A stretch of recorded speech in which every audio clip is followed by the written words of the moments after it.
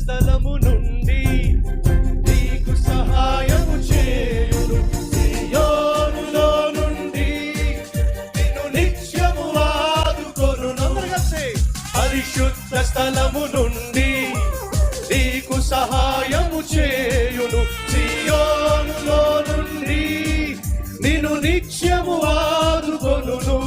నీ నైవేద్యములన్నీ జ్ఞాపకము చేసుకొనును, నీ నైవేద్యములన్నీ జ్ఞాపకము చేసుకొనును.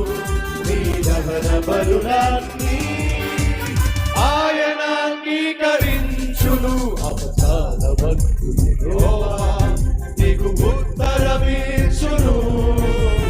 యాకోబు దేవుని నామమే నిన్ను ఉద్ధరించును. యాకోబు దేవుని నామమే నిన్ను ఉద్ధరించును. అపచార భక్తులు యెహోవా నీ కోరికను సఫలపరిచి నీ ఆలోచన నెరవేర్చును.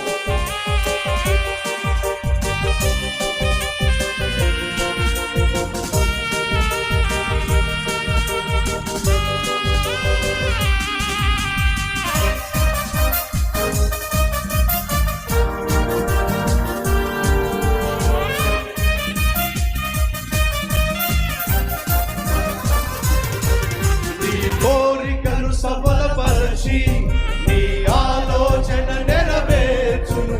తన దక్షిణ హస్త బలమే నిన్ను నిత్యము ఆదుకొనును. కోరికను సఫలపరచి నీ ఆలోచన నెరవేర్చును. తన దక్షిణ హస్త బలమే నిన్ను నిత్యము ఆదుకొనును. దురభిమాన పాపము నుండి నిన్ను తప్పించును. దురభిమాన పాపము నుండి నిన్ను తప్పించును. దేవుని యందు భయమే నన్ను పవిత్రపరచును. నీకు ఉత్తరమిచ్చును.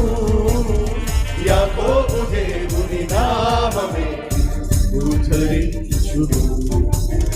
యాకోబు దేవుని నామమే ఉద్ధరించును.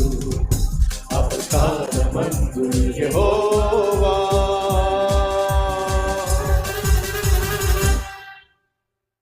పరిశుద్ధ స్థలము నుండి ఆయన నీకు సహాయం పంపించబోతున్నాడో,